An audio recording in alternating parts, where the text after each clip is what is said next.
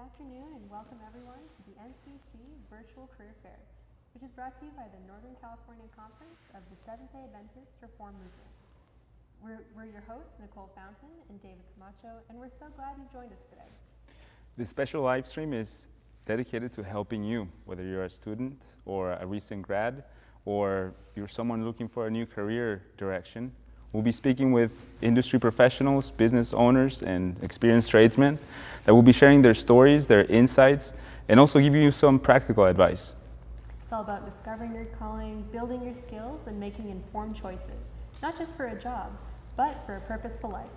Don't forget also to stick around throughout our session for a live Q&A, and feel free to send your questions live. We'll be reading those with our guests later on throughout the program. We'll dive right in. So there are many members of our conference that work in the medical field. Between nurses, doctors, therapists, and more, there are so many different avenues of working in a health-related career that can take you. And here to talk to us about one of those is our first guest of the evening, Sister Rejane Wittman, who works as a speech pathologist. So welcome, Rejane, and thank you so much for joining us today. Hi, thank you for having me. So for those who don't know, what does a speech pathologist do?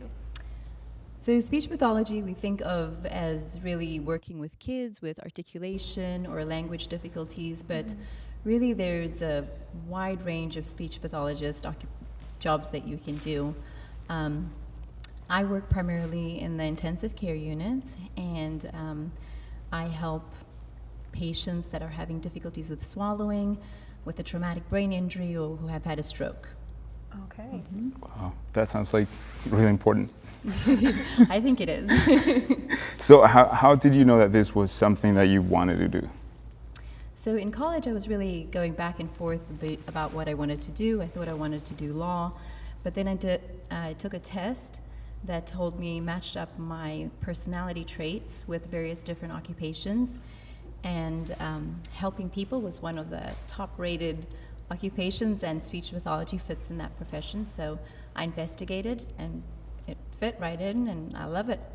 Knowing you, that makes perfect sense. And from there, what kind of education or what kind of certifications are needed to do your job? After high school, you'll need to do your general education, and after general education, you'll need to get your bachelor's degree in speech pathology, and from there, you can get your master's degree in speech pathology. You can also have different specialties and specialize in different areas as well.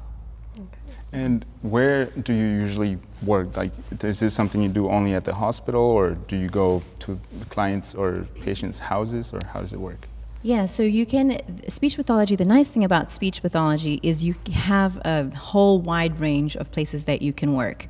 You can work in the medical field, you can work in the hospitals, you can work in home health, you can work at the schools, you can work in private practice, you can open up your own private practice, outpatient as well. So there's really a wide range. Very interesting. And it sounds like there's a whole range of, like you said, a whole range of things that can be done. But thinking about all of that, what is your favorite part of your job? So just to mention a little bit about all the things that can be done, you can work with newborn babies, preemies for feeding therapy, articulation therapy, language therapy, strokes, traumatic brain injury. We do concussion as well. If I had to pick a favorite thing, I would say probably when patients on mechanical ventilation and they don't have the ability to communicate because the air is being trapped in their lungs, and your vocal cords are above your lungs. So the doctor will consult a speech therapy and will place a little speaking valve in the trachs, and we help patients to talk to their loved ones. And usually hearing their voice after a long time makes everybody tearful, makes me tearful, and it's really a heartwarming experience. Yeah. That's also incredible. helping people to be able to eat and drink. So if you've had a stroke and some of your muscles are not functioning like it should, and you're not able to swallow or eat or drink properly, we rehabilitate your swallow so that you can enjoy all the foods that you love and not have to be fed by a tube. Wow. Yeah, so very rewarding. That's noble work, for sure. If someone was interested in either going into that field or a related one, what is a piece of advice that you would give them?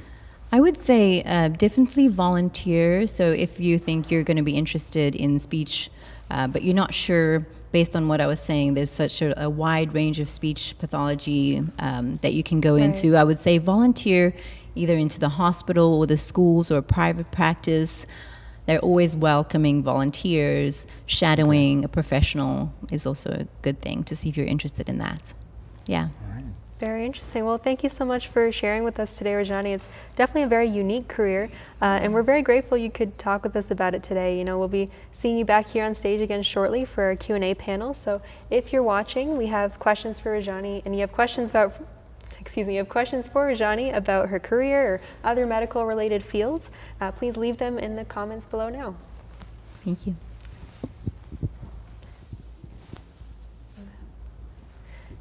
You can go to your seat.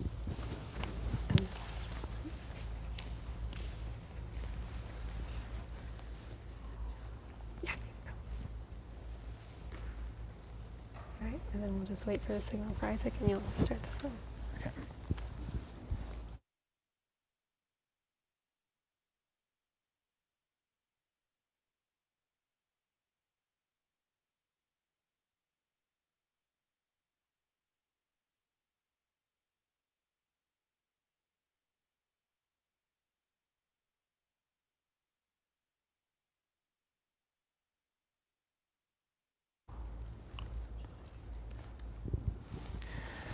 For many that have worked in the professional world, Sabbath observance has had to come up in the hiring process with your employer. And not everyone is self-employed or has a flexible work schedule, so navigating a career while proper observing the Sabbath, it can really be a challenge.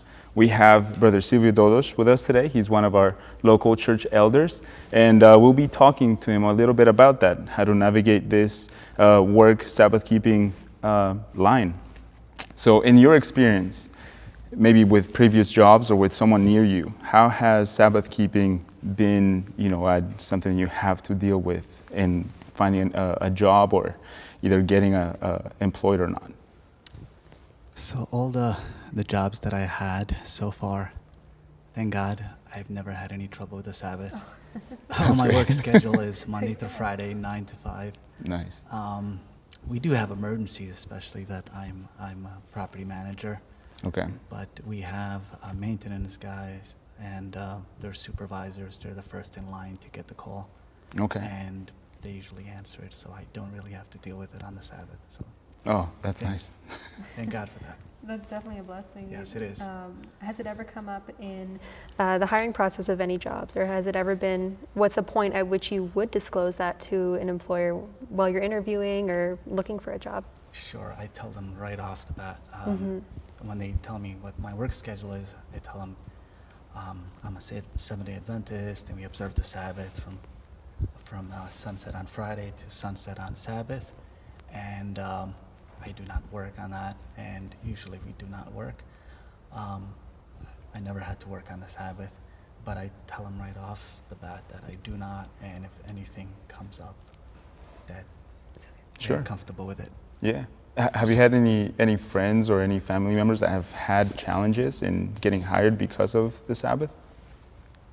No, not that I know of. Nice. God is That's good. great. That's definitely a blessing to hear. But what are some ways that we can ensure our work commitments don't interfere with the Sabbath day? You know, like you said, you're a property manager, things come up. How can you make sure that it doesn't conflict with the Sabbath? I mean, if you really take care of what you do, you schedule everything right. And as I mentioned before, we have a maintenance guy that actually lives on site, so he answers all the emergency calls. And if he doesn't, then it goes to his supervisor and then goes down the line. And once in a while I'll get a call, but I usually never have to deal with it. Okay. So, I mean, have you thought of like maybe other industries? Have you seen that other industries maybe are a little more challenging to navigate when it comes to the Sabbath? You're in, managing properties, but Yes. do you know of any other industries that maybe you think are a little harder on to give you the Sabbath or give you like Friday evenings off? Not that I had experience with, but I heard that some places in retail where you actually, weekend is the busy time. That's true. Right. They might give you a hard time if you cannot work on the Sabbath, but I've never had that experience. Well, it sounds like what you mentioned earlier about making sure that that's known right off the bat is a great way to avoid that and to start off on the right foot with a new Sure. employer. So we really thank you so much for joining us for this, Silviu. I know that this topic often comes up when we're building our careers, and we really appreciate you taking the time to give your perspective on how those connect together. And we'll ask that you, for our rest of our viewers, while everyone else while we move on to our next interview guest, please make sure to share any questions that you have for Brother Silviu about Sabbath observance and working in your careers, or from Sister Rejane from earlier. Please leave them in the comment section of the live stream right now, and in the meantime, we'll prepare for our next guest. Thank you for having me. Thank you for joining us.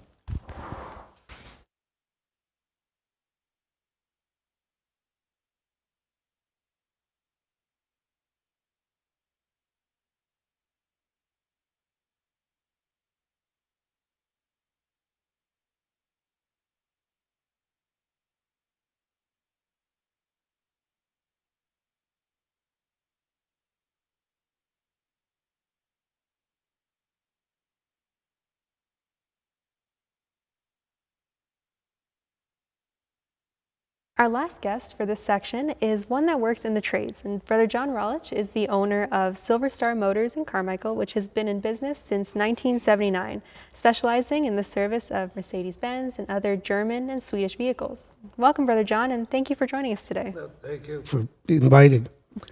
So where did your training for work in the automotive industry begin? Well, it started a long time ago as a kid. Yeah, running on the streets of the village behind the cars and smelling the gas. That's where it started off. And then, of course, for years, I've been chasing that dream to get to it. And started off with working in the construction. Then went to a different country. The construction followed me. Came to a different continent. Construction followed me, and I finally landed a job with one of our brethren here in Sacramento and started working. But in meanwhile, I was fixing motorcycles, bicycles, whatever mechanical I could do. And of course, when I started here, it started blooming, if you will. Mm-hmm. That's awesome. So I'm sure you like working with your hands then. Of course. Yeah. So do you always have your own shop, or did you work for someone else before opening your own? Yeah, first, as I mentioned, I worked for his brother. Most of us here locally know Jugovich's. So I worked for him for probably about 3 years. And after 3 years, I decided I need more. So I applied to a dealership, and of course dealership was a Mercedes-Benz dealership to start with, and stayed with them for about three and a half years. And at that point I decided I got to do something for myself, because I had a fellow that was working there with me. He was an older guy, and both of us were coming there early in the morning to start the shift.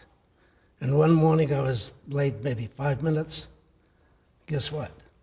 Ambulance picked him up and took him out of there. Wow. Wow. And at that time I decided, well, if I'm going to have a heart attack, I'm going to have it in my shop. And that's where it started off. That's a big career change, is going from being employed to being the employer, I'm sure. Well, start off on your own by yourself, it wasn't easy, but. Definitely. And thinking about where you are now and how you got there, what are the benefits? On your website it says that you specialize in Mercedes-Benz specifically. What are the benefits of specializing in a specific part of the industry as opposed to trying to cover every single car and every single part?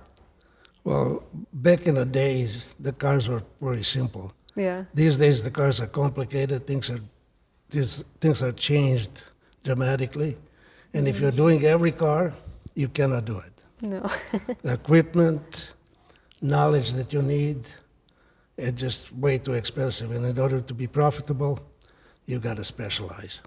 That makes sense. Yeah, no, there's a lot of brands out there, a lot of makes and models. I'm sure it's hard to have every single tool for every single one of those cars. Yeah, most shops that are mixed like that, the biggest issues they have, we don't have a tool. Okay. And that's where the car ends up with me. Okay. And what is your favorite part of working in this industry, in the automotive industry? Yeah, it's hard to pick what's a favorite, but there are many things that works in the business. One, you gotta like people. Okay. Two, you gotta like product. Three, you have to be in it all the time. And when you have your own business, it's like having another marriage. So you're there all the time, you gotta take care of it. And it's a delicate line that you have to walk. Very interesting, and I'm sure there's plenty that are listening that are deciding what to do with their careers. And for those that might be interested in either going down the lines of mechanic or another trade-related field like construction or something like that, what advice would you have for them as they get started on their career? We have a Bible that teaches about everything. Right. And one of the things that I have heard and drawn out is if you're on your own, regardless what business you're in, whether you're a doctor, you're a mechanic, you're a plumber, whatever you are, there are 5 things that you need to keep in mind. And those 5, I would say, 1 is your faith, and then 2 is your fitness. So if you feel good about yourself, you can do things. And then you have to have friends, and then you have to have family. Right. So if you have those 5 points, no matter what business you are in, what work you do, you can succeed. Okay. Yeah. Well, thanks for the tips. I know there's a lot of young people that love cars. I mean, I love cars myself, so just getting our hands dirty and working on them would definitely be something that I'm sure a lot of them are looking forward to. So thank you for joining us, Brother John. Thank you. You do hard work, and we'll be having our guests joining us shortly. If you have any questions for Brother John about cars, about starting your own shop, if that's something you're contemplating, please send them to the chat, and we'll be reading them shortly. All right. Thank you for joining us, Brother John. You'll stay there. All right. And Silviu and Rejane. So they'll come join you here on the couch.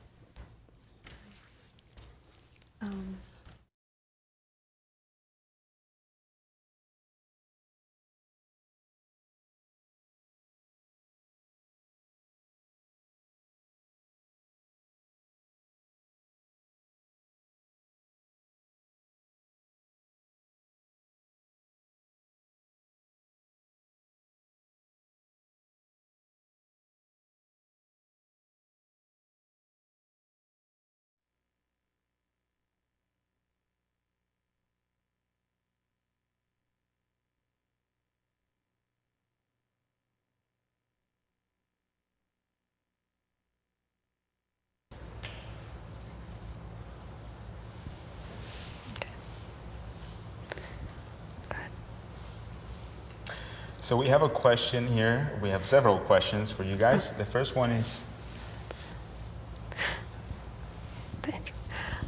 So before we get into our questions, we just want to remind everyone who our interview guests are so far. Now is your opportunity to ask your questions to these guests. As a reminder, we have Sister Rejane here, who is a speech pathologist, shared with us a little bit about that career. Brother Silviu had a discussion with us about managing our careers while still properly observing the Sabbath.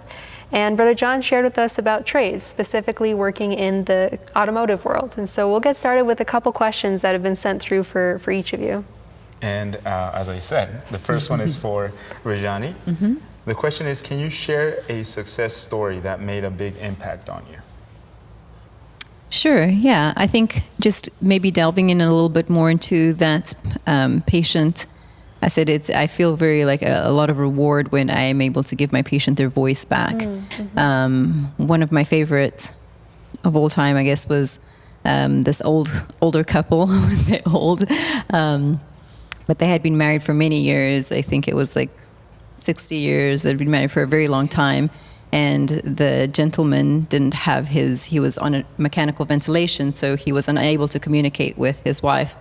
And we put an inline speaking valve for him, so he was trying to communicate always just by mouthing words and couldn't hear his voice. And we were able to put that little adapter in, and his body tolerated it, and he was able to speak, and his wife was next to him. And then as soon as we put in the valve, the very first thing he said, he turned around to her and he said, "I love you." Aww. And they both started crying, and it was just so, and she said, "I haven't heard your voice in months." It hadn't quite been months, but it had been several weeks that she hadn't heard his voice after 60 years of living together and hearing each other's voice. I mean, it was a very heartwarming experience, and that was probably one of my favorites, but I have many, many, many. Oh, that's awesome. So it's almost like their success or their victory is also yours. Oh, definitely, definitely. I think you feel so much from being able to help someone, and you feel victorious at the end of the day when you have these success stories that you're able to help someone, and yeah, wow. Definitely. That's great. That's so amazing. It's such I want to cry just hearing those stories. You know, it's so special. And I'm sure we'd love to hear more about those. But our next question is for Brother Silviu. And this question says, have you ever had to explain that Friday evening is also Sabbath? And how did you explain it? That's also part of the Sabbath day, Sabbath observance. Yeah, no, it makes a lot of sense. A lot of people don't understand that. Right. They think, oh, you just go to church on Sabbath, and Saturday you come home, and then you can do anything else. Like, no, I had to explain it to them, in the book of Genesis, tells the creation, and then, the first day, and it was the evening, and then, so basically the next day starts at sunset, and then it finishes the next day. And they're like, oh, I never really thought about it that way, but you have to kind of explain yourself, but people they understand that. Okay. Yeah, just kind of putting those biblical references or they just kind of just look at you like, okay, that's interesting. Yeah, it's almost like we're functioning on two different timelines. Most of the world only sees 12 a.m. as the cutoff of the day, but we function on a different calendar if we're going by the Bible standards. So our next question is for Brother John. In the chat, they're asking, how do you keep learning as technology in cars evolves? Well, like everything else, you add knowledge, previous knowledge, the new thing comes in, by the time, especially being an independent repair shop. The new cars don't get to you till about, I'd say 3 to 4 years. By that time you catch up what the technology, what's new thing that added. You get tools that you needed. Yeah, first one, it's always hard to figure out, but it's just, you gotta follow it up. You cannot fall back. If you fall back, the wheel runs you over. Right. So it sounds like it's the type of job where you need to be always ready to learn, always ready to learn new things. Yeah. When everybody leaves the shop, I'm reading up for a thing that's gonna come in tomorrow. Wow. So you have homework every day. Yes. Okay. We'll be hearing from our teachers later, so I'm sure they're happy to hear about your homework. But we're going to point the next question towards Sister Rejane, and this is one that I've thought of personally myself, is what's the difference between speech pathologist and speech therapist? Well, those two definitions or career names you can use them interchangeably, but speech pathologist, we like to use that most in the medical field because a lot of time we're doing the diagnosis. So we're diagnosing someone with a concussion, or we're diagnosing someone that has aphasia, so we're pathologists. And we don't do as much intensive therapy where they get outpatients or in a private practice. But in the schools, they use speech therapists. But you can use those terms interchangeably. Interesting. Yeah. Okay. Thank you, Rejane. As I've studied in physical therapy, I'm like, I've also have confusion in the many different fields and the terms, so that's helpful. Yeah.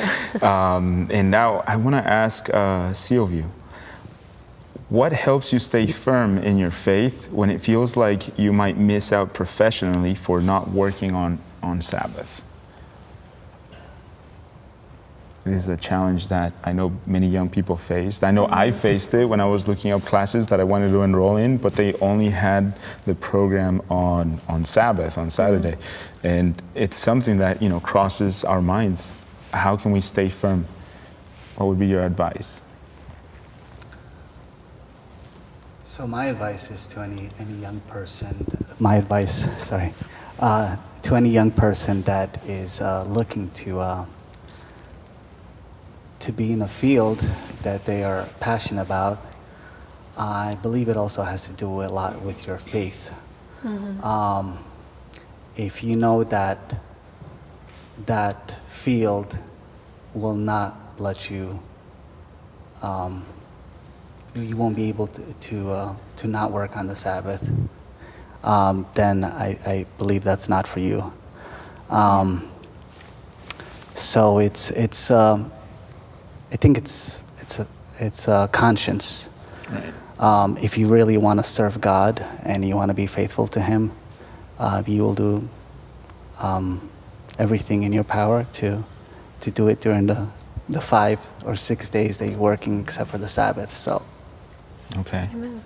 Yeah, I think it's a matter of not putting the cart before the horse and not thinking the job is what's going to feed you or your family, but always remembering that God comes first. He's the one providing you the job. You know, Exactly.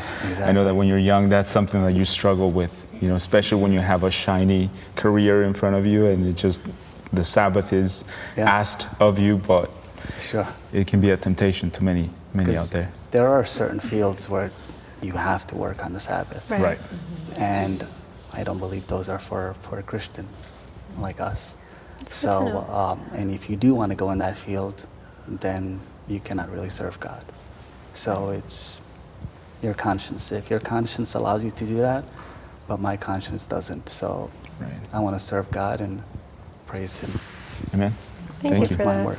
Yeah, that perspective is really important to have. You know, at the end of the day, we all serve the same God, and that's our priority to in everything that we do, everything that we say, that we think about, all should be for His honor and glory. So thank you very much for that reminder. And our next question here is for Brother John, and it's not necessarily career related, but it's something that I think will be very helpful. And they're asking, how can a young person, or I guess someone who doesn't really know about cars, how can they find a good mechanic? What are some things that they should look for, and what are some red flags that they should maybe stay away from that person?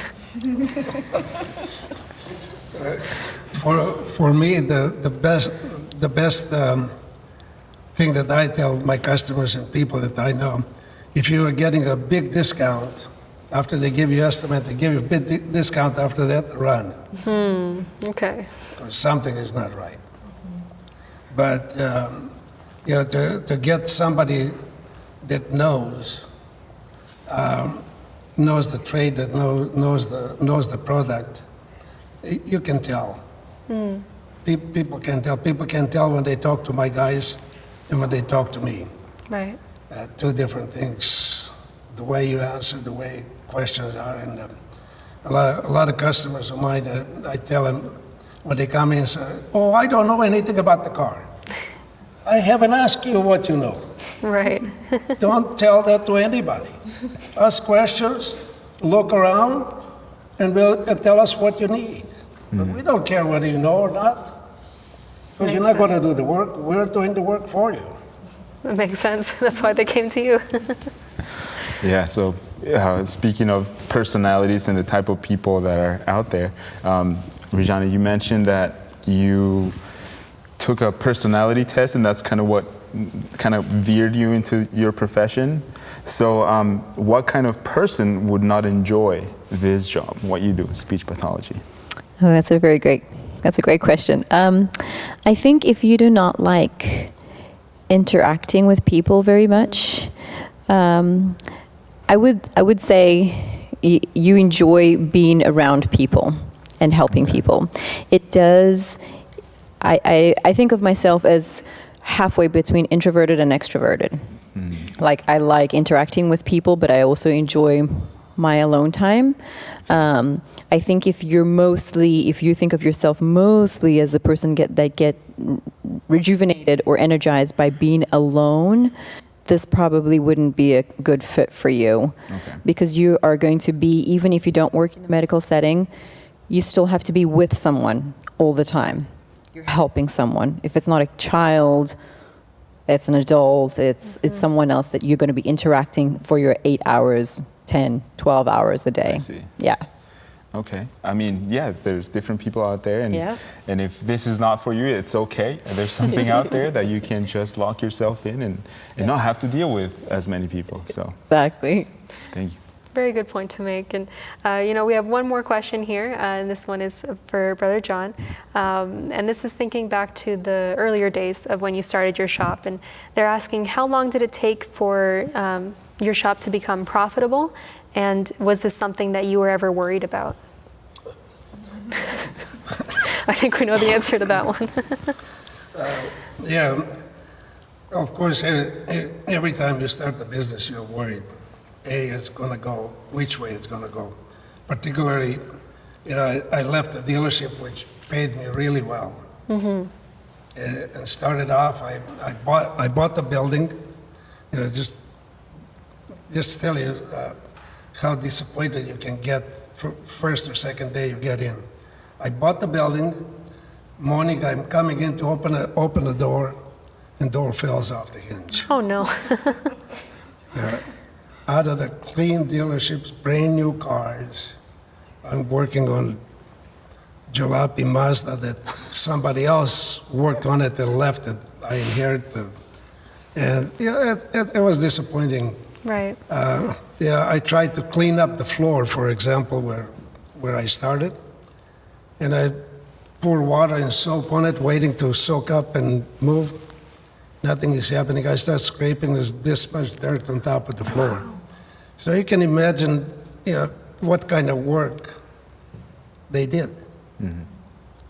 The shop hasn't been cleaned for years. Right. So finally, when I find the concrete, it was good. But it was a good 2.5 inches of dirt on it. So it has its disappointing. You don't have what you need.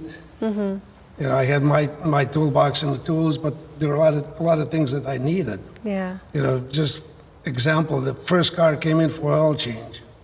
9 quarts of oil that I need, I don't have. So I called my wife, come and babysit the shop. I go next door to buy oil. Wow. Inventory. I always thought you gotta have something to show that you're somewhere. So I bought the shelves, and I got no money to buy parts. So I was lining it up with the empty boxes. And when I made enough money, I replaced empty boxes with the full boxes. There you go. So, but you gotta start and you gotta stay with it. So how long did it take before, I guess you didn't have to have empty boxes, or you were pretty stable? It didn't take long, but long enough that you can get disappointed and hang it up. So you really got to push through then. Yes. Yeah. Well, thank you for sticking to it after finding the concrete, and these many years after, you're still going strong. We did get one more question that came through for Sister Rejane. What inspired you to become a speech pathologist, and what do you find the most rewarding about your work? I think they might have missed the interview a little bit earlier, but maybe if you can remind us again what really inspired you to take on this work. And Well, like I said earlier on, I did the personality test, and then it fitted me for different careers that help people. And I looked up the description for a speech pathologist, and I really saw that it would be something that I would enjoy. Oh, this I is actually, me. I like this. I actually wanted to go into private practice with children with dyslexia. Oh, okay. But then when I got into the medical field, that was so fascinating for me. I was like, oh, this is such a good combo with, I don't have to deal with the blood and the guts, which I get a little queasy about. So it was still in the medical field. It's still very fast-paced, energetic. I feel energized. And at the same time, I was able to so do a little compromise. Speech pathology in the hospital, so I've got a bit of both. And I guess when I saw that as an intern and I was in the hospital, that's what inspired me. And I said, okay, this is it. This is what I want to do. Fell in love with it. I fell in love with it. Okay, so as you can see, there are several options for you to choose out there if you're a people person or if you're not a people person, and also things that you can learn from these three brethren that have stuck to their faith and have been able to manage that line of career and their spiritual walk. So thank you guys for joining us. We've come to the end of our first question and answer session. We'll be joined by a new set of guests. So please stick around, and as we're going through the interviews, please feel free to keep sending those questions, as we will have another set of Q&A here with another set of guests.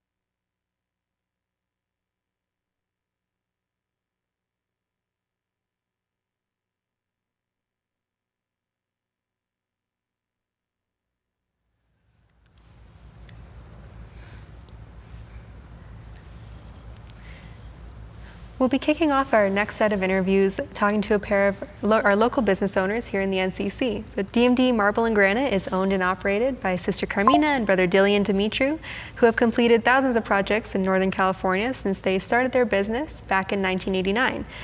Welcome, Dylean and Carmina, and thank you so much for coming to talk to us today about what it's like to own a business. Thank you for having us. Yes, thank you for having us. So to begin, thinking all the way back to when you started, can you give a little summary of how DMD Granite began and how it turned into what it is today? Yeah, so it was in the summer of '92 that I had just finished my second year of university at Virginia Tech. And I was looking for a summer job, so I contacted my cousins who were here in Sacramento and they said, yeah, sure, come on over, we can work together. We just started working with countertops. So I said, oh, this sounds like fun. So I got in my car. I was living at the time in Roanoke, Virginia. So I got in the car and I drove out here, and I started working with them. And it was a hands-on experience. And so I was thinking to myself, wow, this is something that I like to do, is working with my hands, not just with my mind. I just couldn't see myself working on a computer desk all day long. So I enjoyed working with my hands as well. And it was that summer that I met the love of my life, my wife, Carmina. And so we started dating that summer as well. And so towards the end of the summer, I moved back to Roanoke, Virginia to start my third year of university. And within a few months, my love for Carmina deepened. Our bond got stronger and stronger.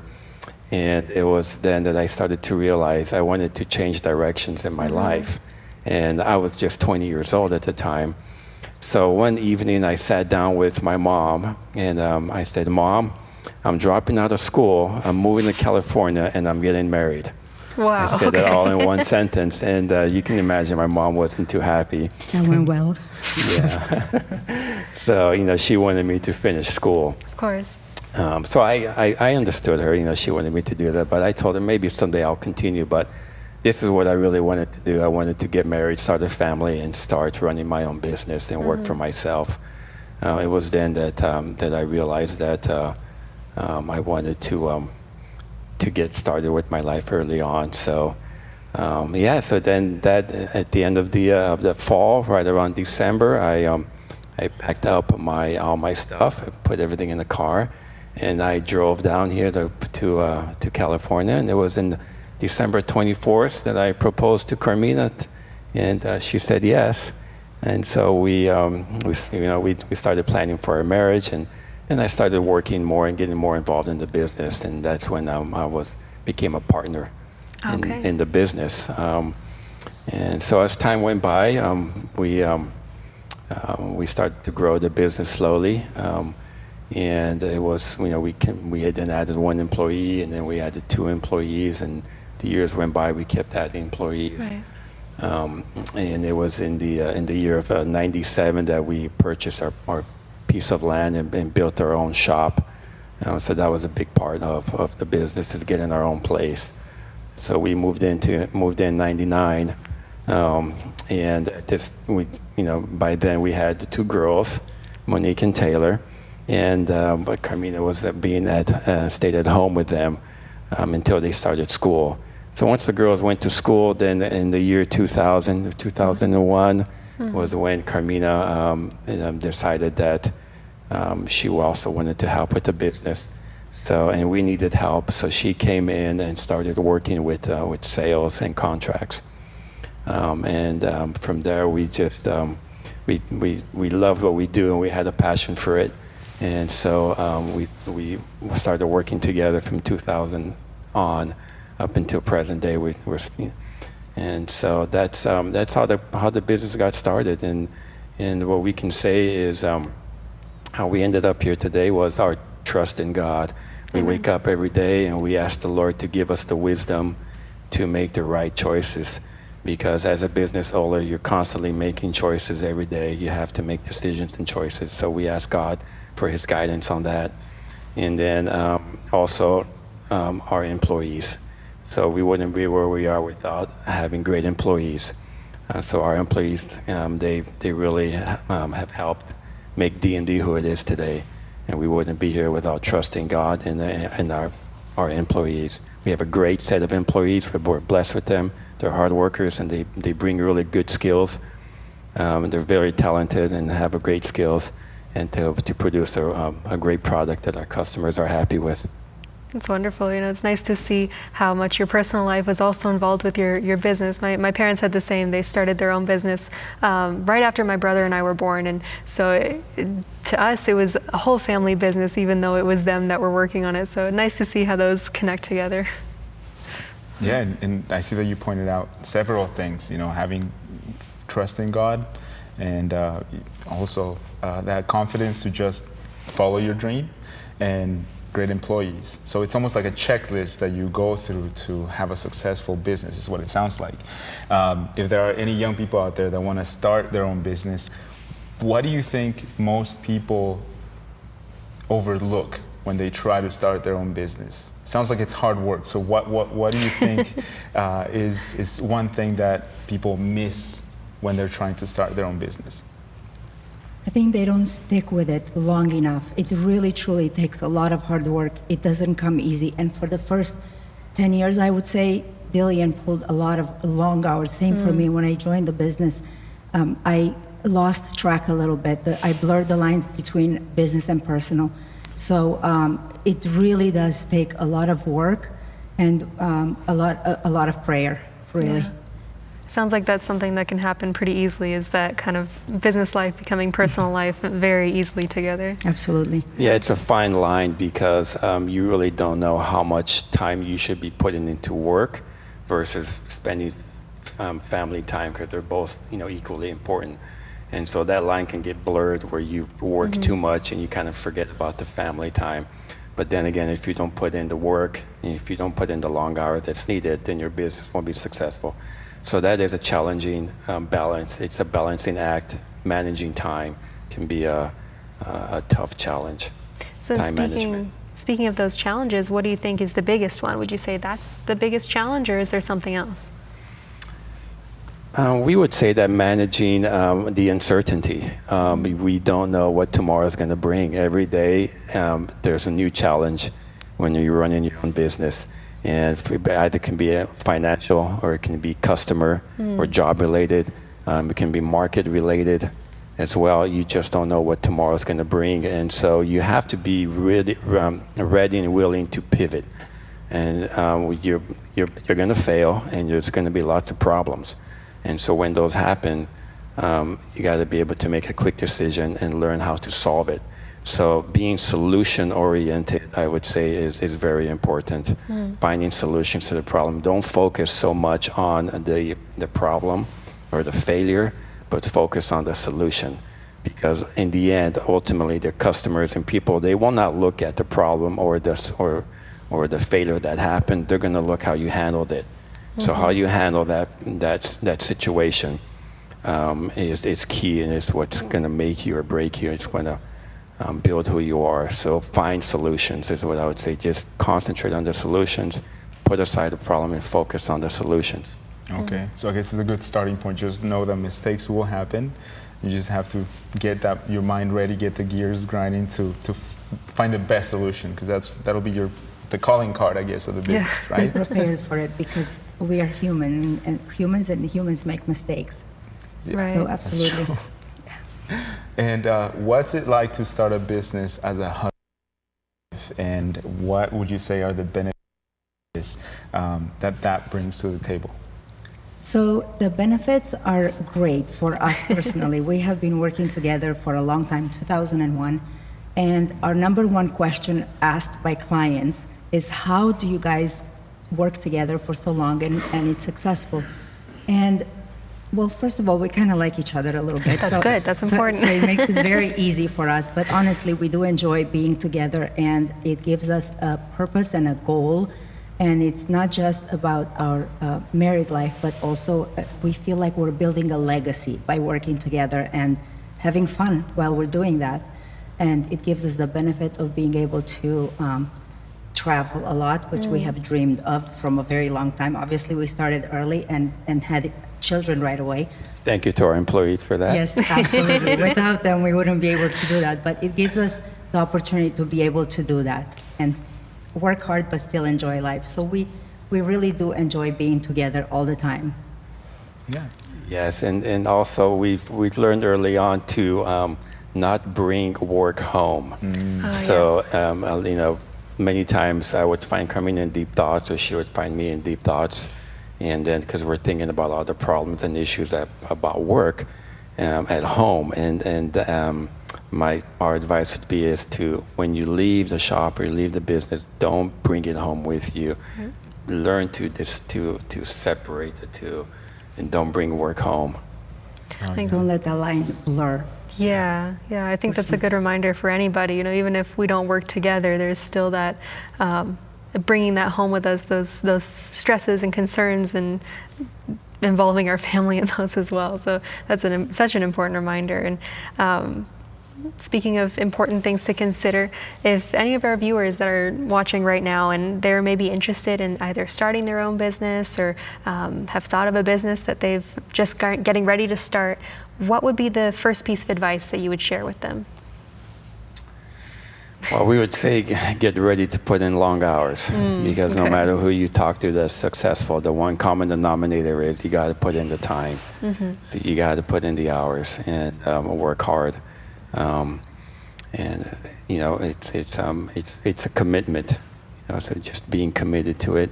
Never give up, because there's going to be times where you just want to throw in the towel, but you can't give up. You need to push through it, and you can just work hard and push through whatever issues or problems you're going to come across.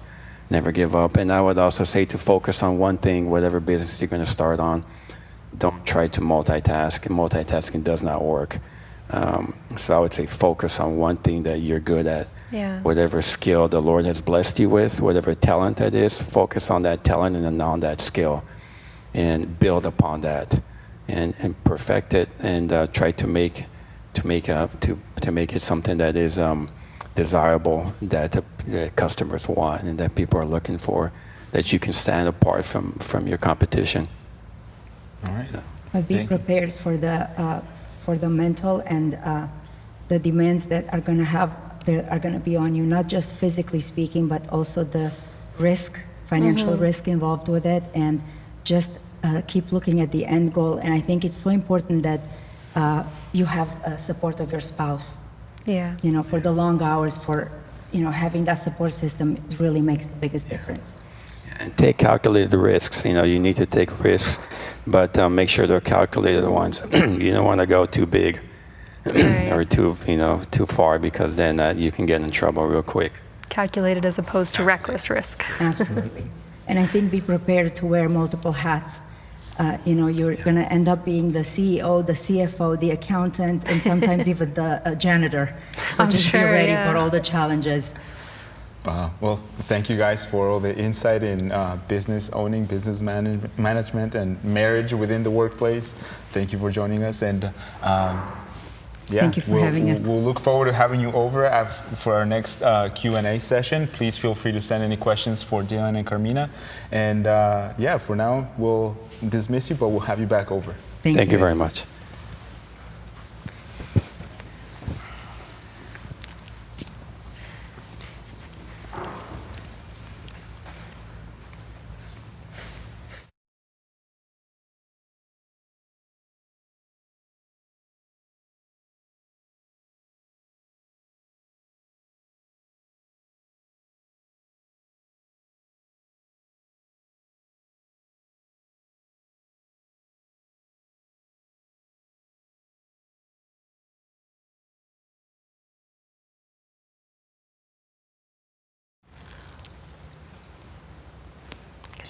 Our next guests are from our very own Whispering Pines Christian School and are here to talk to us about the field of education.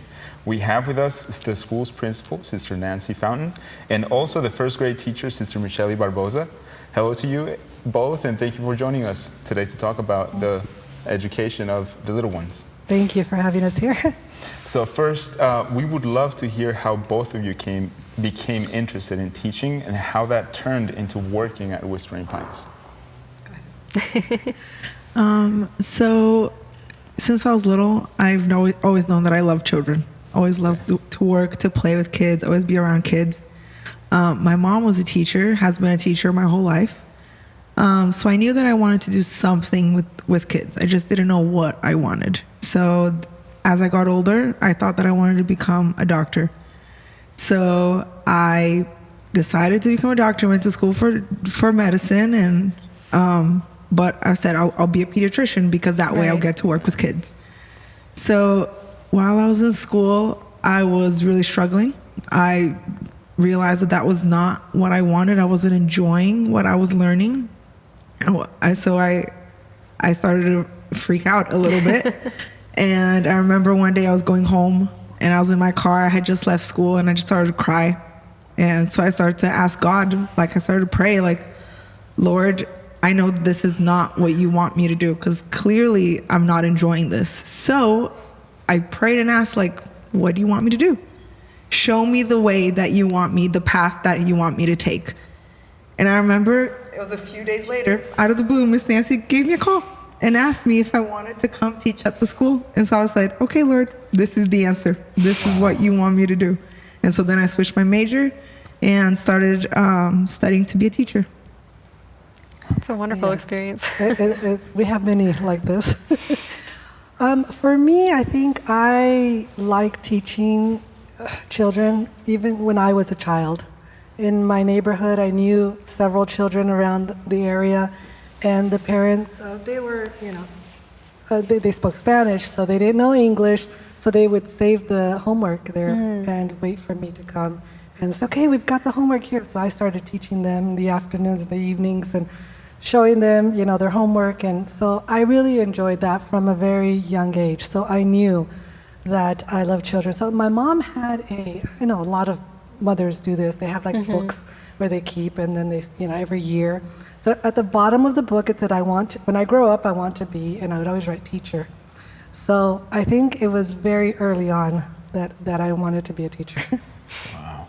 Yeah, so we're hearing that some people are people person, but this is very niche, very, selective to kids. You like working with children. So I guess that's one thing to keep in mind. If you want to be a teacher, you gotta love children. Okay? It's a little bit important. Yeah, sounds like it.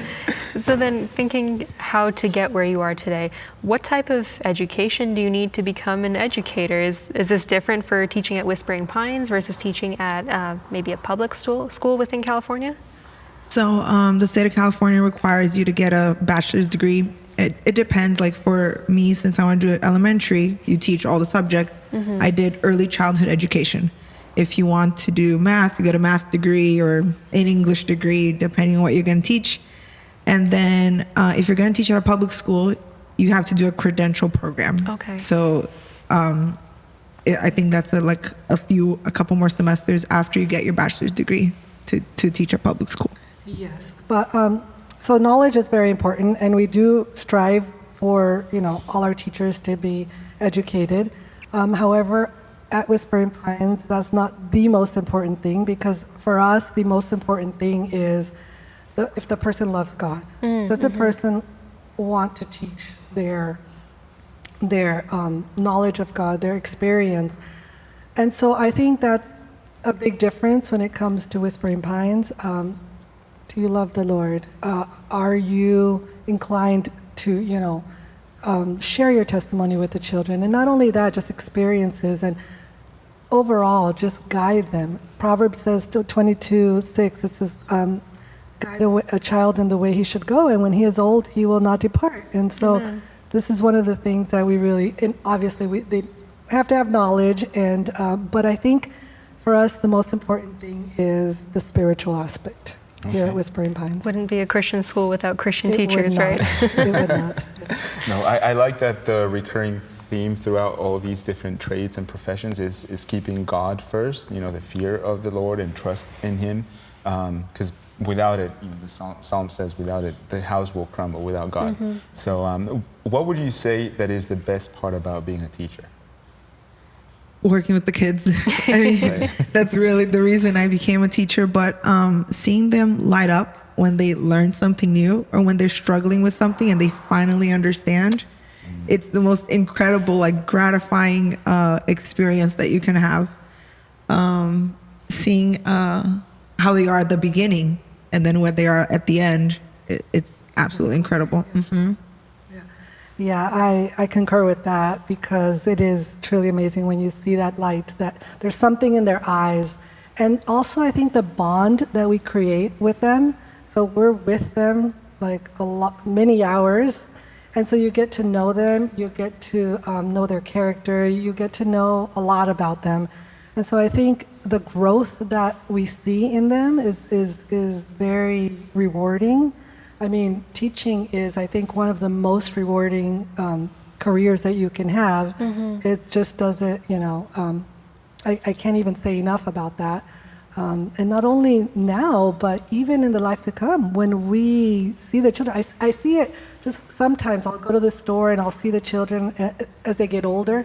Miss Nancy, and I said, oh, hi, and I haven't seen them in a long time, and they tell me their life, and they tell me what they're doing. It's great. Now, I can just imagine when we get to heaven.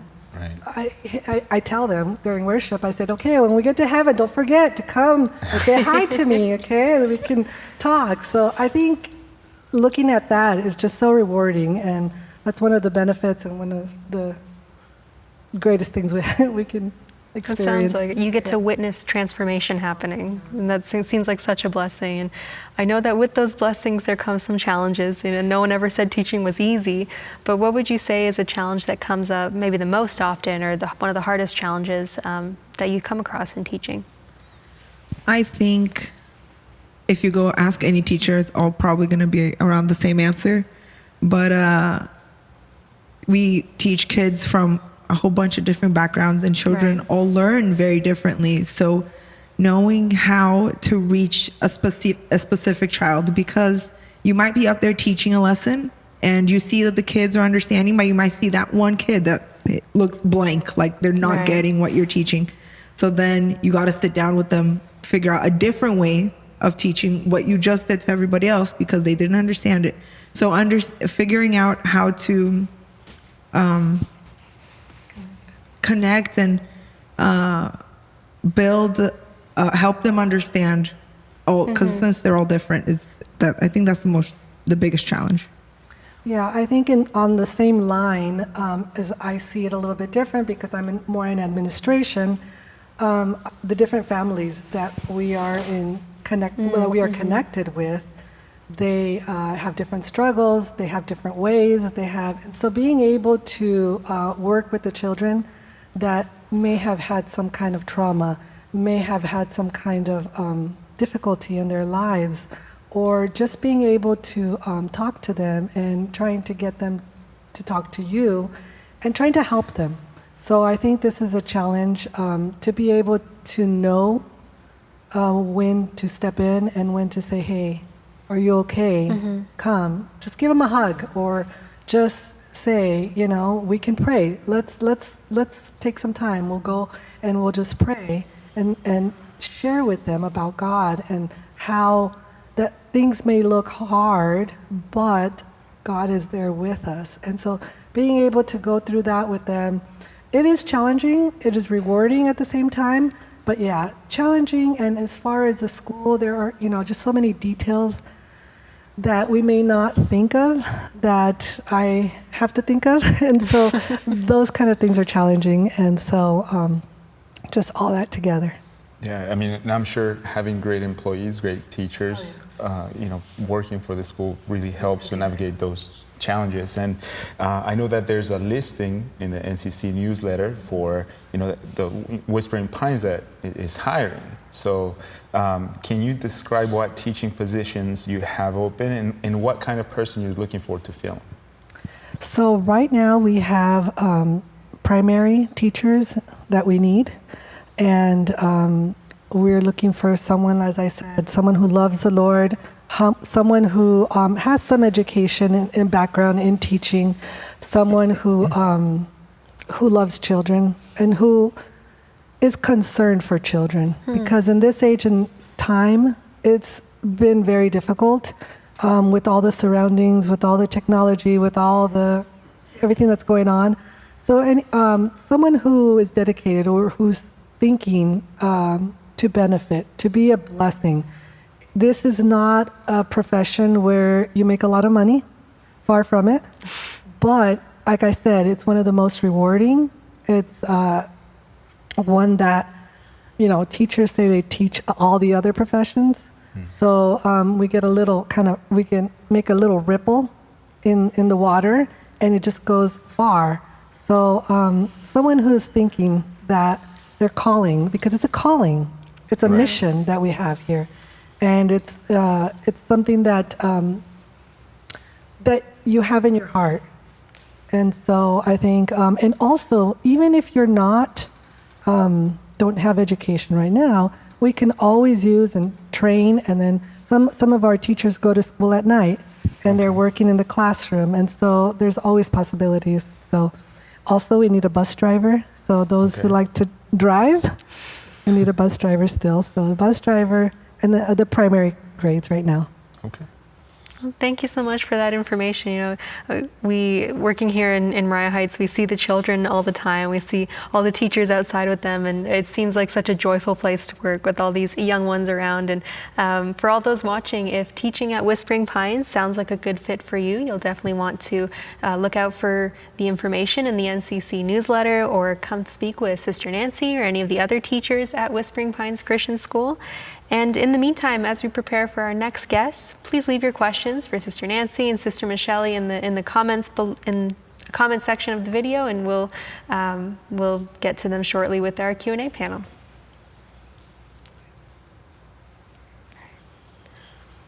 Okay, just leave it there.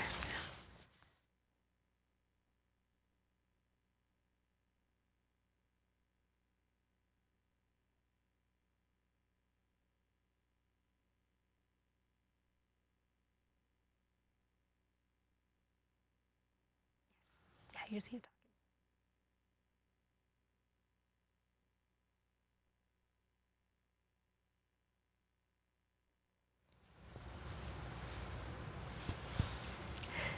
We've been talking a lot today about different careers and job possibilities, and for a lot of those, the first steps include resumes and interviews. And to talk to us about this today is someone who looks at many resumes, conducts many interviews, and that is Sister Vera Powell, the Director of Operations at Strain Dental. So welcome, Vera, and thank you for joining us for our career fair today. Well, thank you so much for having me. So with your position, you've had the opportunity, like I mentioned, to interview many candidates, sort through many resumes. When it comes to resume, let's start with this. Let's start with the number one mistake that you've seen candidates make that kind of makes you push that resume to the side. Well, there are many mistakes that I see that makes me want to push them aside, but probably may I share two of them Please, with you? Yeah. One of them is really wordy resumes that don't really say much. Ah, okay. Less is more. Okay. And the second, believe it or not, are grammatical and typos. It's really important to find a format, put together your resume, use spell check, and then proofread it. And then even have someone else that you know who's pretty good with grammar proofread it for you. That's important. We can do these things quickly sometimes, sending lots of applications, and maybe we missed one or two typos in there, but you looking through them, you see them, don't you? I do. And the message that it gives me is that that person is a little bit on the sloppy side. And that's not what you want. I don't want that. So the writing reflects the person. Absolutely. Okay. Yes, maybe they don't pay attention to details. Got it. Okay. Yes. So going from that to the other side of the spectrum, what can someone write in a resume that stands out and really sets them apart from the rest of them? Well, first of all, when you get a good resume, it really does jump out at you. Mm-hmm. It has great format. Okay. It's very short. It's very concise. Okay. Ideally, 1-2 pages max. And it's very tailored to the position, and also it's very relevant. I look at resumes where people are going back to the 80s, and I'm like, wow, what you did in the 80s is not relevant today, and you're really just aging yourself, So it has to be relevant to the position that's advertised. Another thing that I see that people should avoid as well is, there's jack of all trades, master of none. Right. That doesn't work really well. If somebody has bounced around a lot, well, good for them. They may feel that they're very well-rounded. But we have a lot of different positions that are very unique and very specific. Mm-hmm. So we're looking for people that have the specific education, the specific experience for that position. And so when you have somebody that's well-rounded but not really, able to do the specific job, that person should consider talking to a professional as to how to put that resume together to at least make it come across like they specialize in one thing. Okay. So that can really work against them. So it's short, it's concise, it has good format, good grammar, and it's very relevant to the position they're applying for. That's interesting. So instead of seeing, the babysitting job I had when I was 12, plus the university I went to, plus whatever other random things I have, you want to see what's relevant to this position I'm applying for. Exactly. Unless it's a company that's willing to train, and they don't care, that's okay. But at least in our company, we're very specific about what we're looking for. Yeah, they should have already kind of had their training before they come to you. Correct. Yeah, we're clear on the position. We're clear on the tasks associated with it. We want somebody who's clear about what they want to do. Okay. That's very good, very helpful, very good to know. We don't really get this side of resumes very often, but once you've passed that resume stage, now we're looking into interviews. And when it comes to interviews, what are typically some of the very first things you notice about a candidate? What kind of gives that good impression? First of all, before the interview, I would have already had a phone conversation with the person. Okay. And I don't know, I have a talent for getting people excited about the position, and sometimes they're a little hard to explain.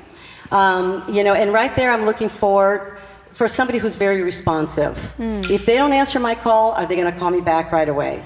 And then we have a conversation a little bit about their experience, but mostly I'm trying to explain, this is what we're hiring for, this is our company, this is how this position fits into the company. And so I'm looking primarily at this point for somebody who's very responsive. The next thing that I do is I ask permission to send them instructions for a couple of assessments that we do. Okay. We're very big on assessments at our company.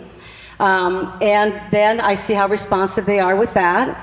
And I may not call them back, depending on the assessments, depending on what I'm looking for. Right. And then we have a meet and greet on Teams meeting, so that I can get a better feel for the person. So I've already done all of that. So when they come in for the interview, I'm going into it with eyes wide open, that I'm dealing with an introvert, an extrovert, task-oriented, people-oriented. I already know what their values and motivators are, that they're high theoretical or high utilitarian, all those things, and I have a really good picture about the candidate. So now we're really on our third date, and we're really looking for chemistry. And as much as I'm looking to see if this person is going to fit into the culture, they're doing the same thing with me. Of course, yeah. A lot of the younger people today are looking for the experience. Yeah. I'm a baby boomer. You learn something and you stick to it, right? But a lot of the young people are experimenting to see if they like something. So they're interviewing me as well. So the first thing that I look for is warmth over competence. Okay. I'm assuming there's already a certain level of competence because we've already talked. Your resume got you through the door, right? I'm looking for warmth. I'm looking for somebody that has good body language, somebody that has good eye contact, a good handshake.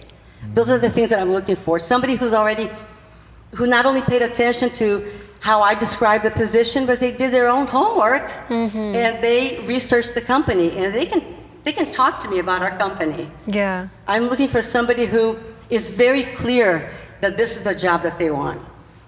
That's very important to know. We kind of don't realize that those first impressions don't start when you walk into the office for the interview. Correct. It's every single communication you've had with the company so far. Well, and you know, there's some people that are very engaging from the beginning. You know, that first call. You see, there's people out there that they put out their resume because they have to fulfill the unemployment requirements. Yeah. There are some who put out their resume because they want to see what sticks. They're employed, for the most part, they're happy, but they want to see what sticks. But there are those that are like, oh yeah, I did submit my resume, because I always ask them, why did you submit your resume to our company? Do you even remember submitting your resume? Right. Oh yes, I do. So by the time that we go through all these steps and they walk in, they're excited and they know the company, and you know, we're both like pretty excited to keep dating. Okay. Right. You know? Yeah. Yeah, so speaking of, oh, sorry, go ahead. No, it's okay. Speaking of questions that you ask them, what is a question that you always ask them, and what do you look for in their response to that question? Okay, so I always ask them a lot of open-ended questions. Okay. That's what enables you to tap into how they might think. And I have in mind the professional criteria. Okay. I'm looking for, you know, we have so many different departments that specialize in things, and I tell people, at the end of the day, I don't know if you crossed the T or dotted an I, but I do know this. Do you have initiative? Do you cooperate? Do you have good judgment? Do you produce? So with those questions in mind, I'm asking a lot of open-ended questions. And one of them that I always ask is, why are manhole covers round? Huh? Interesting. You know, and it's really fun to watch people, you know, try to give a creative answer. Some of them get pretty close. Some of them just, with confidence, they give an answer that may not be the correct answer. And some of them surrender. I don't want somebody to just give up. I want them to try to give an answer, because I am looking for an employee who can do two things. Follow through and solve problems. Okay. And Okay? why are manhole covers They're round because if they were rectangular or square, you could probably drop them. Oh. Right? And also they're round because they're very heavy and you can roll them if you need to move them. So it's a simple answer, but some people don't know how to answer that, or don't even try, and I want them to try. I don't know how I would have done in that interview. Yeah, no, I mean, I hope they're taking notes. There's also another question that I always ask towards the end. On a scale from 1 to 10, what is your interest level in working for our company? And I need to get at least an 8. Anything below an 8, they're not that interested, and I'm not going to waste a lot more time. They definitely shouldn't tell you that. Yeah. So then, if all these things considered, you know, a candidate might be going through this job application process. Throughout all of it, what do you think is the most important thing for someone to consider when they're trying to be hired for a job? Well, first of all, follow through. Okay. You know, every employer is a little bit different. Everybody's looking for something a little bit different. Well, let me go back to the beginning. First of all, make sure that you have a good resume. You know, and some young people don't really have one. If you have to hire a professional, do it, because once you have your template, then it's just easy to update it. Right. So have a good resume. Ask for help, again, tailoring it to a specific job that you're looking for. Be clear on what it is that you want to do. You know, follow through. And don't talk to people or meet with people as if you're going to be a pet rock. Nobody wants to hire a pet rock. No. Everybody's looking for people who can, you know, our company provides a lot of training, and then we tell them, now you have self-directed learning. We're not going to spoon feed everything. So you're looking for people that meet the professional criteria. Right. Okay. I mean, it's great to hear what's on the other side of interviews, because I'm sure a lot of us have gone through interviews, but now we get a kind of like a peek behind the curtain of what's expected from us. So thank you for giving us that insight, and I'm sure the watchers, the viewers will be super interested in asking you more questions to how to polish that resume and make it look pretty for their next job interview. So please send those questions in for Sister Vera.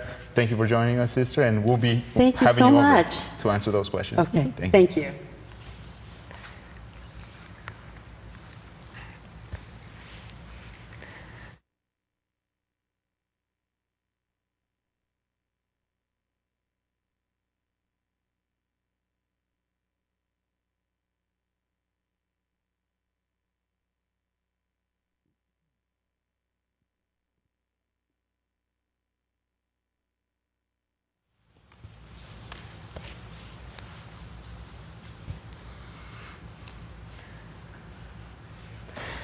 Our last discussion for this evening will be with Brother Darvin Lopez, the president of the Northern California Conference and a Bible worker for the past 13 years. Welcome, Brother Darvin. Thank you for joining us today. Oh, it's my pleasure to be here. Thank you for inviting me. So, first of all, Bible work is a calling, right? Yes, absolutely it is. Can you speak a little bit on that and how you can tell if it is the right calling for you? Yeah, so the Bible work or pastorship is considered a calling because you're not just called to be a leader.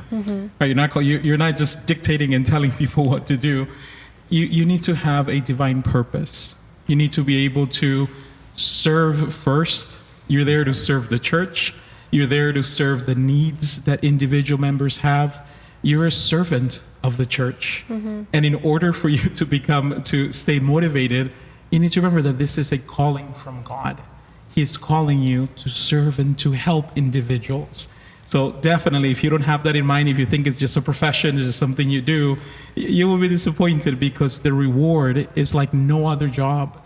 You can't measure it the same way that you measure any other job. So you have to be willing to serve everyone and anyone that needs help. Okay, so also a people profession, you have to be a people person. Of course, right? Yes. So in the beginning, not everybody starts off as a people person. But soon after you start joining that work, you realize that it's not as difficult as people make it to be. Just be human, be genuine, just talk with people. And of course, if you feel that you're not there, start practicing, just start talking to people, visit people at home, and you realize how rewarding serving is. Amen. That's really, really interesting to hear. This is a different kind of job and a special kind of job, but how do you get into this job? What type of education do you go through to become a Bible worker?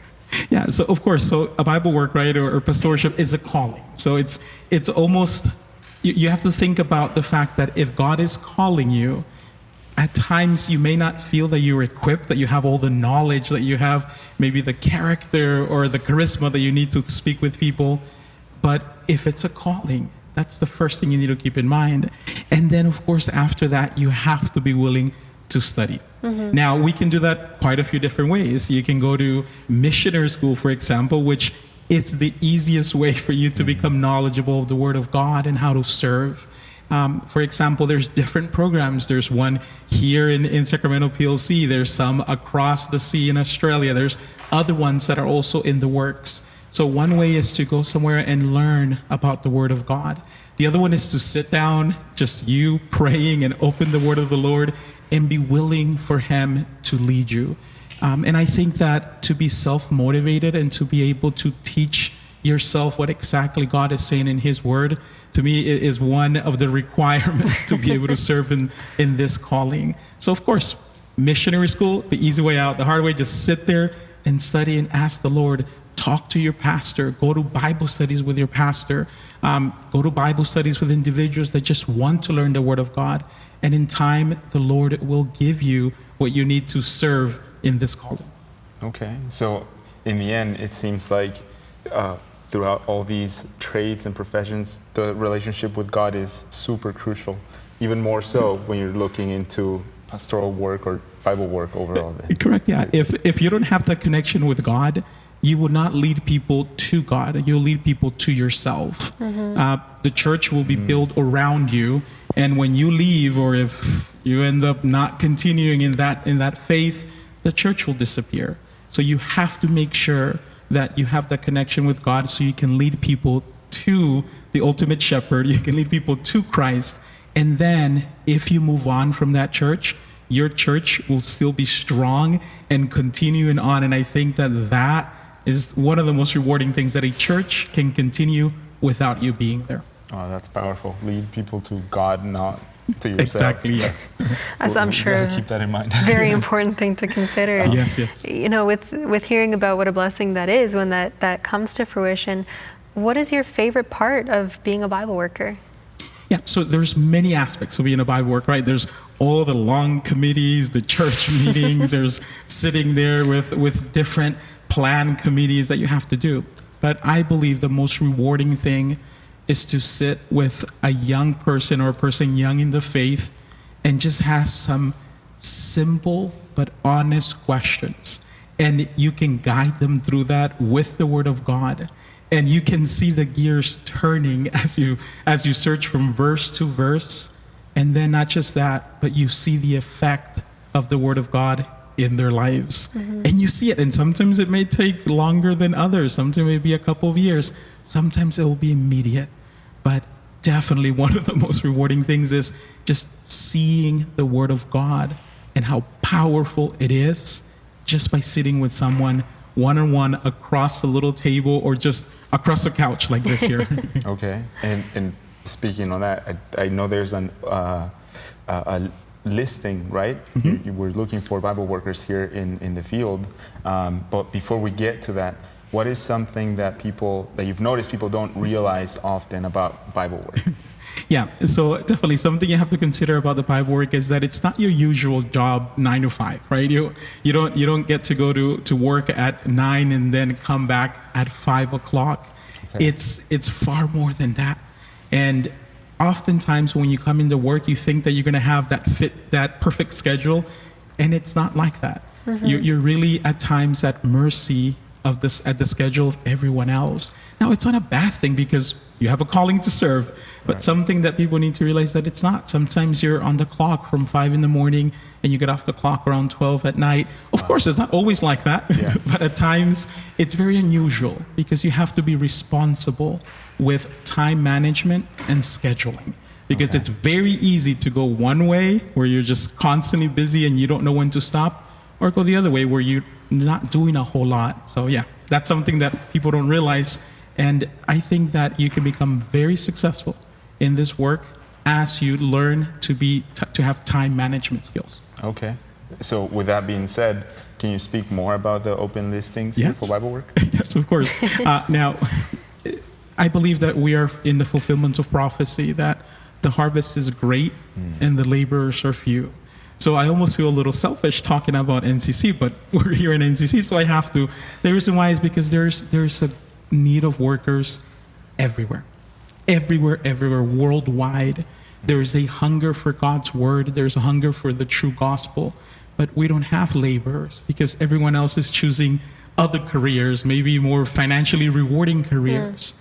At the same time, I believe that reward that you get from answering the call, especially here in NCC, it's going to be like nothing that you've ever done in your life, and it's rewarding for eternity. So here in NCC, we have 2 job listings currently. We have an opening job listing for a worker, for a missionary right around the Mariah Heights area and the greater Sacramento area, and it's for anyone that's willing and wanting to spread the gospel and the word of God. And the other one is also for a gospel worker, but with an addition of love for music. If you love music and you love souls, you can preach the gospel through music. At the same time, you can visit a home, sit down with somebody, pray with them, study with them, and then teach them how to sing one of your favorite songs or play one of your favorite songs in an instrument. To be able to do that, it takes a special type of person, and that's what we're looking for here in NCC. Definitely. I mean, that sounds great. I would love to have a Bible study with music. Exactly, yes. That would be great. And that's what we're hoping. So we're praying, and if anyone out there is looking for something like that, please apply. Mm-hmm. Apply there and sit down and speak with us. And I'm sure the Lord will lead. Amen. That's Wonderful information. It's very exciting to hear about these opportunities about Bible work here in the NCC, and also how you get to know if this is the calling for you. So thank you so much for taking the time to talk with us about this special calling. It's been really interesting to hear more about working for the Lord, and you can remain seated here for a moment while the rest of our guests join us for our last Q&A panel. And while they do that, if you can please send any comments you have for Brother Darvin regarding Bible work, for our teachers, for our business owners, and for Sister Vera as well about the interview resume process. We'd love to hear them all as we prepare for our final Q&A session.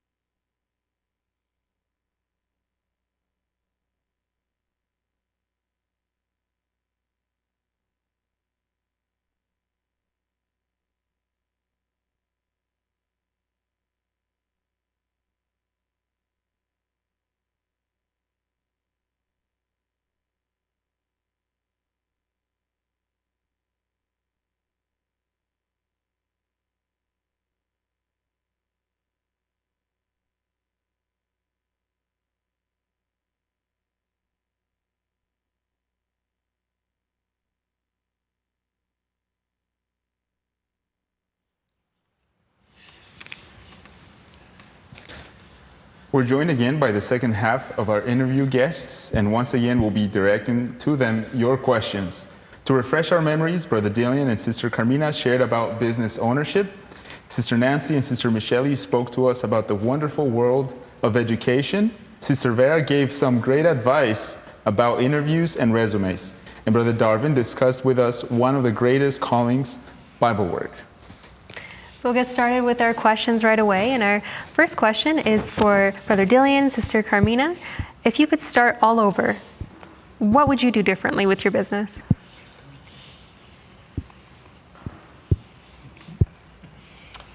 I would say that I would manage my time better and balancing the work versus home. Looking back, I wish I had spent more time at home with our children when we were raising them up. And we putting in many long hours, 12 to 14 hours a day, and the weekends, and took its toll on the family. Mm-hmm. That's a good thing to point out, that people don't repeat that for themselves. And we have another question for you guys. What's one habit or mindset that has helped you stay productive?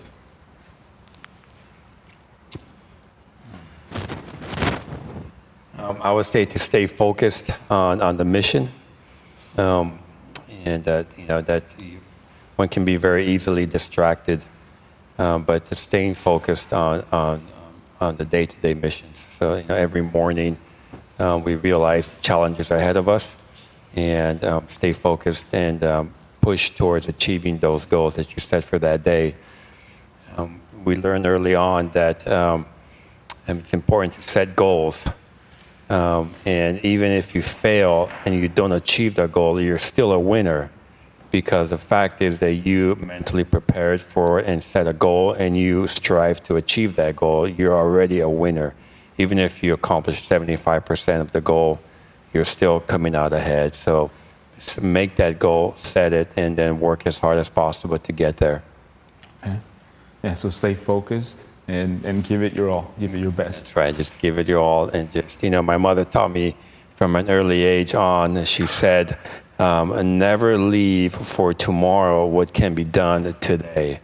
So if you have the ability and the time to accomplish today what you set out to do, don't leave it for tomorrow.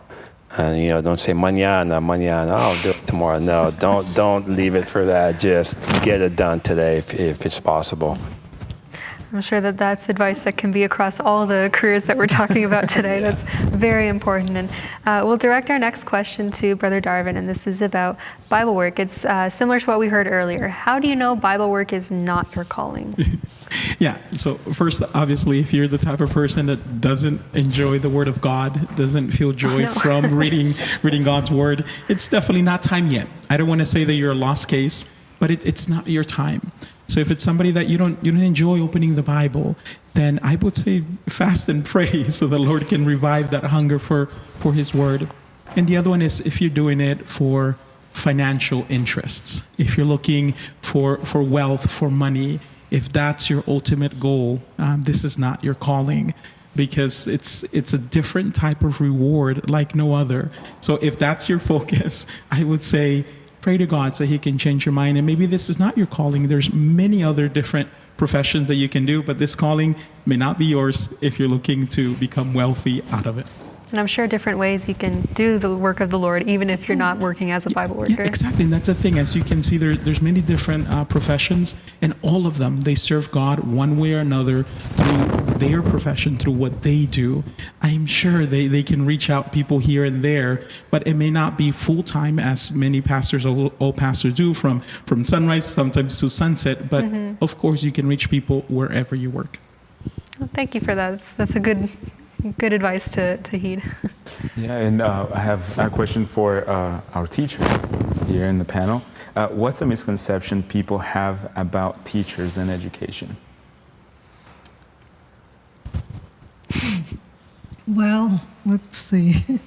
Misconceptions. Well, that we get a lot of time off, have a lot of vacations, which is true, but it's because we need them.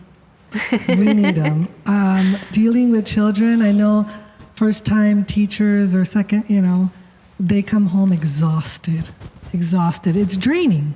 It's a different kind of, it's draining. So yeah, they think, oh, teachers just go there and play with their kids and, have fun.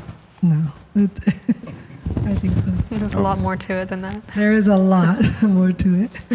And a lot of work done on your time off, if I'm not mistaken. That is correct. Yeah. That's a little eye-opening, because we don't realize, especially when we're little kids in school, we don't see what all our teachers do outside of being in the classroom. And we're going to have another question for Brother Dylean and Sister Carmina. When you have a small business, how do you scale that to be larger? How does that grow? So,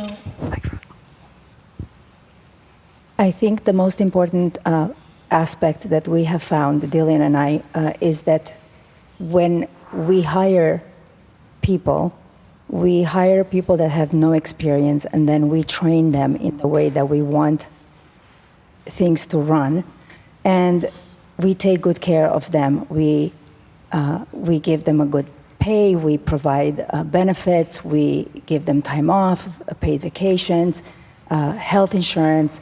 We want to make sure that they are well taken care of, that they know that without them we're not able to really function or be as successful as we are really. And I think that by retaining our employees, by keeping them, we're able to take on more. We've started out by just doing fabrication work and installation in the beginning, but our dream was to actually bring in materials. So now we're able to, it's kind of a second part of the business now that we are able to sell slabs, and we enjoy it so much. So the biggest way to grow is to have people you trust and that work well with you. Correct, so that you can delegate work and you can continue to grow. Great. Okay. So, and going along those lines, both of you have mentioned the importance of having a solid team. There are people out there wondering if you have any tips on working with difficult people in your team. Yeah, I would say the tip would be to listen. Not just to speak so much, but learn to listen first. And many times when you're listening to a difficult customer or a difficult situation, that will, it sends the message that you care and that you're willing to show that you want to solve whatever issue is at hand. Because if you start to speak immediately as they are talking, then it kind of can escalate out of control, or they can lead to a circumstance where they don't feel appreciated. And it can lead to a negative outcome. So I would say just to listen. Okay. So it's important to find the reason for that, why they're being difficult, or if there's anything that you can do to, I guess, get them out of that situation. Correct. Yeah. To hear what it is that they want to, make sure you understand what the situation is before speaking. Okay. That goes Yeah. hand in hand with patience, I think. Yeah, and patience, be patient. And, like the Bible says, love conquers. So be patient. And even if you're being yelled at or being cursed at, which does happen, just to put a smile on your face and apologize and say, well, we look forward to doing better next time. But you kind of want to de-escalate the situation by not being aggressive or speaking above or just sit there and listen to what they have to say. Well, speaking of patience, we had a question here for the teachers that someone asked, if I'm someone that's lacking patience, can I still become a teacher? Or is this something that maybe I should consider a different line of work? Do you want to answer or no? Okay. I think that patience is extremely important when you're teaching children. If you get angry and if you're frustrated, then you're going to make them more frustrated and more angry. They're not going to be able to understand. It's going to block them a little bit. So you have to be really patient with them. I talk about this all the time with Gabby, my twin. We're very similar in many ways, but she tells me I could never be a teacher. I'm not as patient as you are. I could never do this. So I think that patience is extremely important when you're a teacher. Definitely, and that's making me think of some of our other professions that we've talked about today. So I have another question for Brother Darvin. When it comes to Bible work, things like patience or maybe some other of these soft skills versus technical skills, what are some of those important ones for Bible work? Yeah, so I think that quite a few of them that were mentioned, right, are vital when it comes to dealing with souls.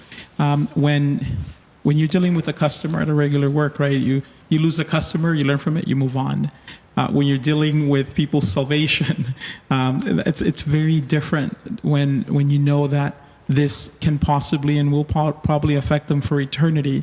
So I think that you keep in mind, and one of the first things, and I think I have to go back to what DJ said, which is to have that love, right? To share that love that you have first for God, for them. If you show them that you care and that you love them and that you love Jesus, they will see it. And you're going to make mistakes. Absolutely, you're going to make mistakes. But they will learn to forgive because they see that love that you have and that genuine love and care that you have for them. So to me, love is the greatest attribute you can have. And of course, patience will come along. But at times you will make mistakes. As a worker, as a pastor, maybe you'll say a word that wasn't the most proper word at that moment. You'll say something that probably could have said a little differently. But if they know you love and you care for them, people are willing to forgive as long as they know that. Okay, so speaking of mistakes, we have a question for Vera. Someone asked, in your experience, if I make a bad impression on my interview, is there anything I can do to salvage that job opportunity or move on and count my losses? That's a really good question. It depends on you. You can call me and ask for another interview. That's what you can do. That'll tell me a lot. Persistence. Persistence. And then we can talk through maybe the things that I had concerns about, and I may just get a different impression about you. Okay. So there's hope. There's hope. There's always hope. There's something to be said for tenacity. It says a lot about a person when they're persistent and consistent. I guess one thing to consider is the worst thing that can say is they can say no. Correct. Well, and we have one more question for you. You mentioned earlier about how you don't really want to see a lot of irrelevant things on a resume. You don't want to see a lot of things that don't necessarily pertain to the job. But what if you don't necessarily have experience, but you think you could do well in a position? The question here asks, what do you do when you don't have experience or enough things to put on your resume?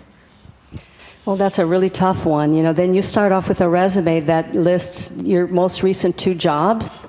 Typically, if you're an experienced employee, you want to list about 4 to 6 jobs in chronological order. And you just have to be consistent and persistent. It may not be, you may not be the candidate for a company like ours where people kind of have to hit the ground running. Okay. But you may be somebody for somebody else. Not long ago, I met with one of our dentists to interview a young lady for office manager position. and she didn't have any dental experience. But I saw something in her, and I said, "Doctor, you can teach anyone how to do a job, but you can't teach her, you know, these qualities that she has." And she's become one of our best managers. So. Wow. So some of these soft skills are, in a way, more important than things you can learn. Soft skills are way more important than what you can do. Yes. Okay. So that's something to keep in mind, because sometimes we think that the skills that I bring to the table, that's all that's needed, but we need to kind of work on ourselves. There's some prep work in order to get the jobs that we're looking for then. Absolutely. We had one question for Rejane and Carmina, the last one here. What is a quality a business owner needs to have to be successful?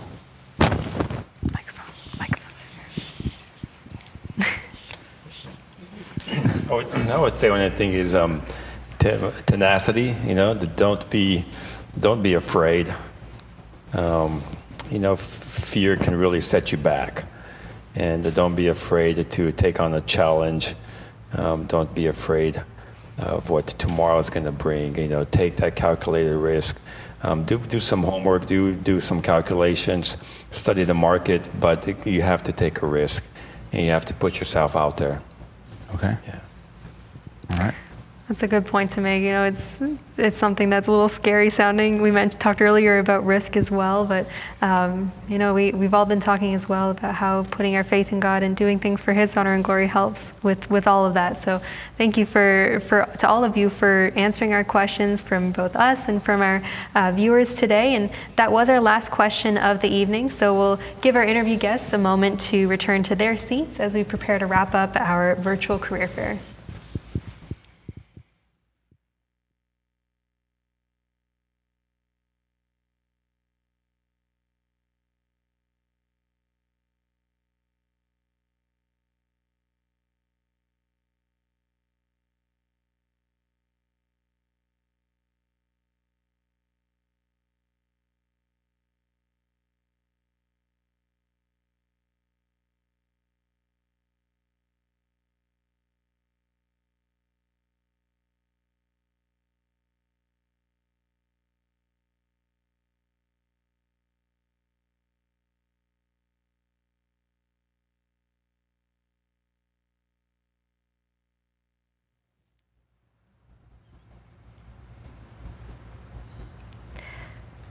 Before we end our stream tonight, we wanted to share one more tool that can be used by all of our members here in the NCC. With close to 400 members here in our conference, there's always someone looking for help or willing to provide help. And as of today, the NCC will be launching the Opportunities Board, a simple but accessible system where you can share some job opportunities or career opportunities, or you can ask for help or offer your time and talents to others.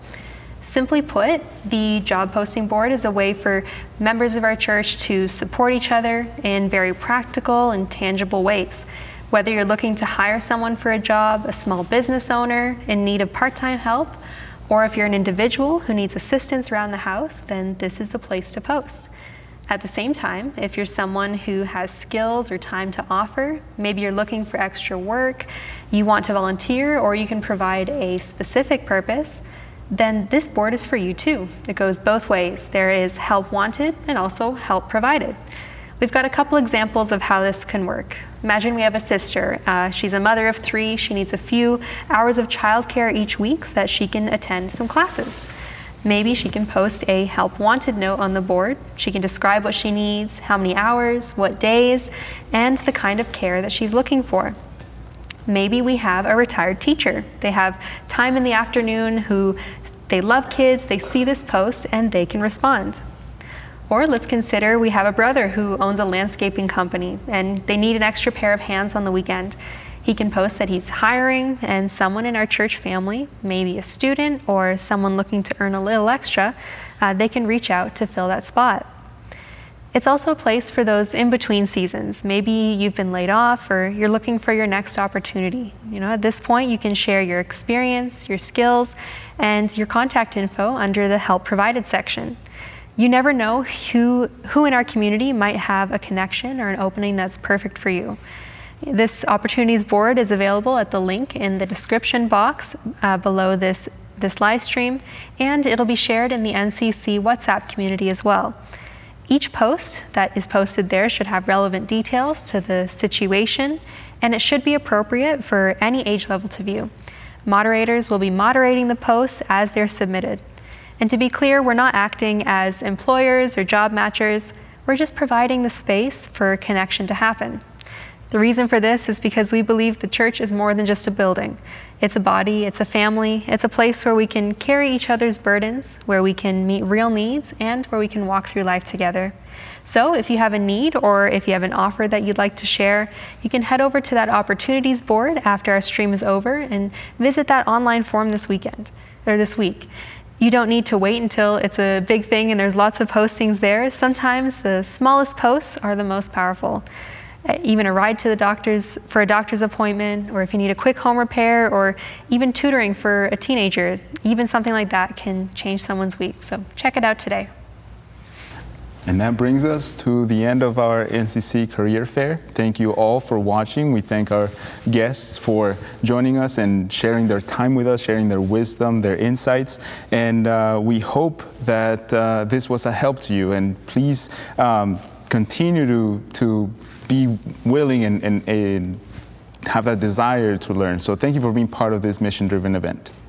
What we really want you to remember is that the journey to a meaningful career, a meaningful job, it doesn't just start with a perfect resume after the advice that we heard today, but it starts with a purpose, with prayer, and with lots of preparation. We want you to keep exploring, keep growing, and above all else, keep God at the center of every decision you make for your career. So until next time, stay inspired, stay connected, and may the Lord guide each step you take on your path.